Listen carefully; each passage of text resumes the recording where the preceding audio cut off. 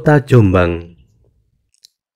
Sejarah asal-usul nama Jombang, sebuah kabupaten yang berada di bagian tengah Provinsi Jawa Timur, konon tidak lepas dari legenda pertarungan antara Kebu Kicak dan Surontanu.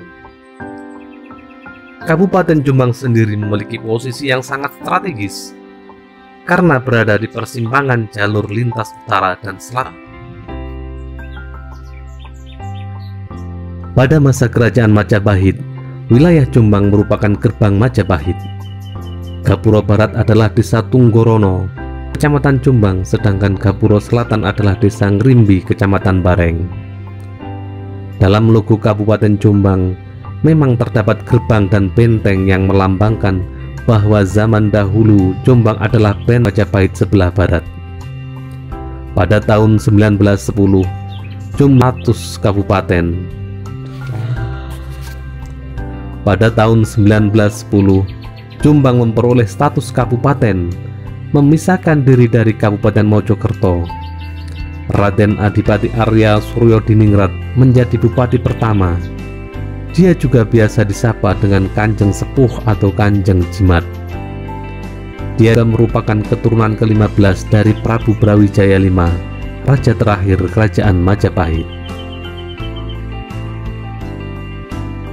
Nama Jombang konon merupakan akronim dari kata berbahasa Jawa, yaitu ijo yang berarti daun dan abang yang berarti merah.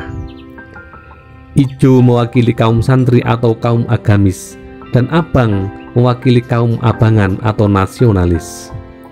Kedua kelompok tersebut hidup berdampingan dan harmonis di Kabupaten Jombang. Bahkan, kedua elemen ini digambarkan dalam warna dasar lambang daerah Kabupaten Jombang.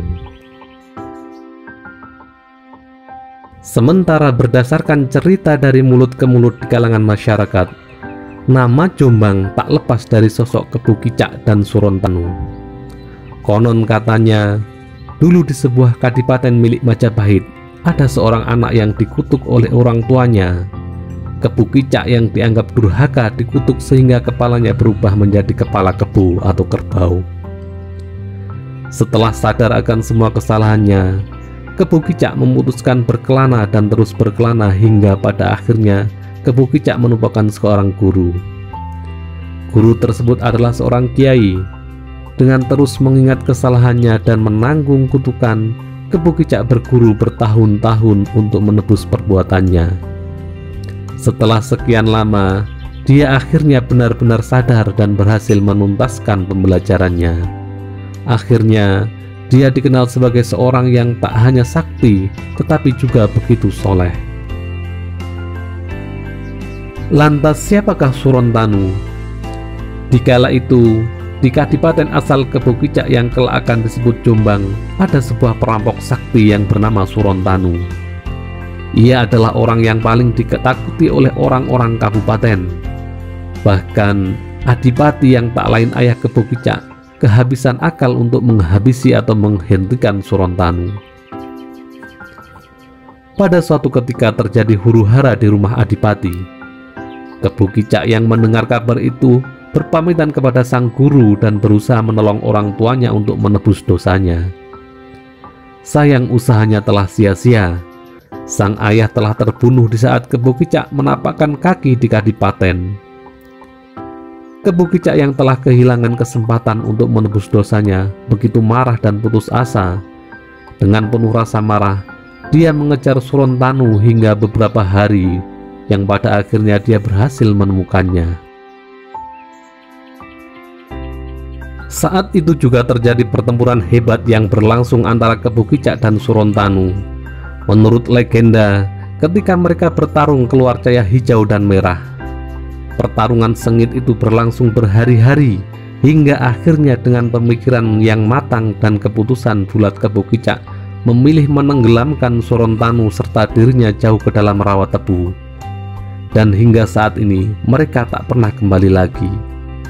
Dari penggabungan kata ijo dan abang tersebut muncul sebutan Jombang. Kini warna hijau dan merah tua begitu mencolok dalam logo Kabupaten Jombang. Warna dari perisai berarti perpaduan dua warna Jo dan Bang, ijo dan abang, sama dengan kata Jombang. Warna hijau bermakna kesuburan, ketenangan, dan kebaktian kepada Tuhan Yang Maha Esa. Sementara warna merah berarti keberanian, dinamis, dan kritis.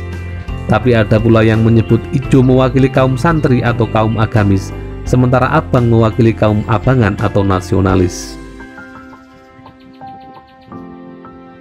Demikianlah sejarah singkat tentang asal-usul kota Jombang.